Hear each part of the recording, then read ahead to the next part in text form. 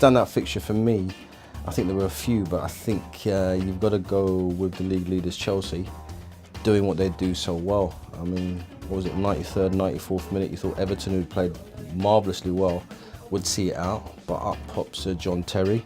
I know some people have credited it to Tim Howard, but it was a Lampard awesome delivery. He does what he does.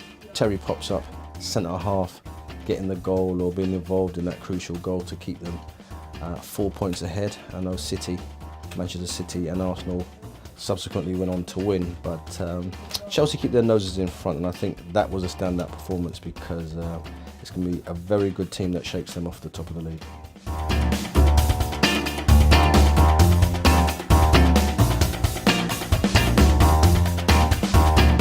I think Norwich can beat the drop. I mean, I think that all the qualities they showed against Tottenham will be required for the next 10, 11 games, whatever it is, because I think we saw in that performance against Tottenham what Norwich's problems are, that they create wonderful chances but they don't have anybody to take those chances that they create. I'd love Chrissy Houghton and Norwich to stay up. He's a really good coach. He's done a relatively good job at Norwich, and I think he deserves his good fortune. I think if he gets through this season, I think he'll go on to do bigger and better things there, and I hope he gets that chance. But no, great win against Tottenham, but there's a lot more that needs to be done. I mean, you look at the table, they're on 28 points now, Norwich, which is still only 4 points clear of the drop zone. So I think anybody from the bottom club downwards, the 10th club downwards, can face relegation come May. So it's going to be as interesting as what happens at the top.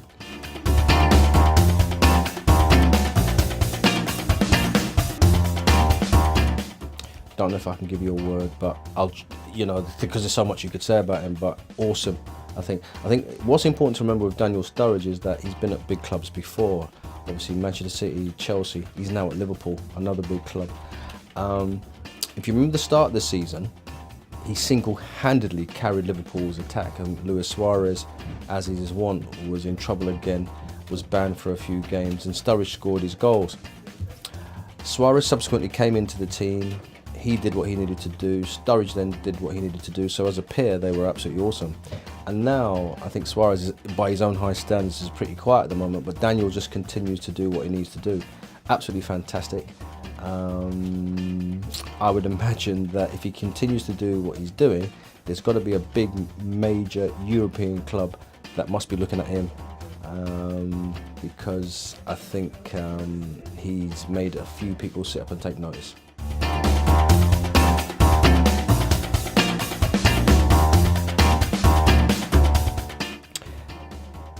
Team of the week.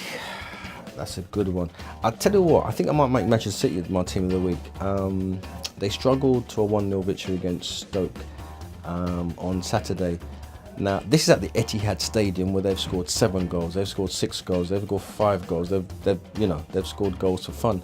But what they needed to do, and it's a sign of good champions-elect, is grind out a result against a team that came there well set up. Mark Hughes, the former Manchester City manager, is now in charge of Stoke, and City had to earn their corn, and it just showed that they've got an alternative way of doing things. And I think when you're chasing titles as they are, when you're chasing silverware, when it doesn't work in terms of plan A, you've sometimes got to go to plan B, and I think a 1-0 win against Stoke says a lot about maybe their mentality. So I'd make them my team of the week, and I think they'll be dangerous.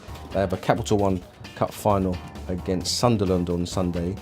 There's talk of a quadruple for City. I'm not sure if that's going to quite happen, but I think should they beat Sunderland, and they're everybody's favourite to do so, it just gives them momentum for the rest of the season.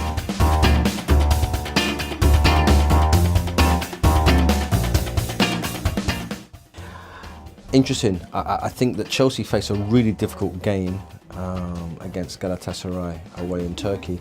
Now, obviously, the romantics will know that Didier Drogba now plays for Galatasaray, and his last kick for Chelsea was the one that won in the Champions League a few seasons back. So there's all those stories that will go on. Even talk that Drogba will come back as Chelsea strikers coach, because that's what Mr. Abramovich, the Chelsea owner, wants in times to come. But I think Chelsea actually may be staring defeat in the face in that particular way, maybe over 2 legs they should see it through. In terms of United, is a funny one. United really have only one thing to play for now in terms of out-and-out silverware. I know obviously they're pursuing Champions League football, courtesy of a high finish in the Premier League. But if you wanted an opponent to play, it's Olympiacos, not the strongest side, certainly not the team that you would fear. So I'd expect Man United to get through, and who knows if they get a favourable quarter-final draw. It could be, with Wayne Rooney signing a new contract, Van Persie fit and healthy, Juan Mata back in the ranks. It could provide a bit of a feel-good factor to the Champions League run. And obviously, I've heard rumours that the outgoing captain, Nemanja Vidic, wants to go out on a high. So United might well be galvanised by Champions League football. So I expect them to progress.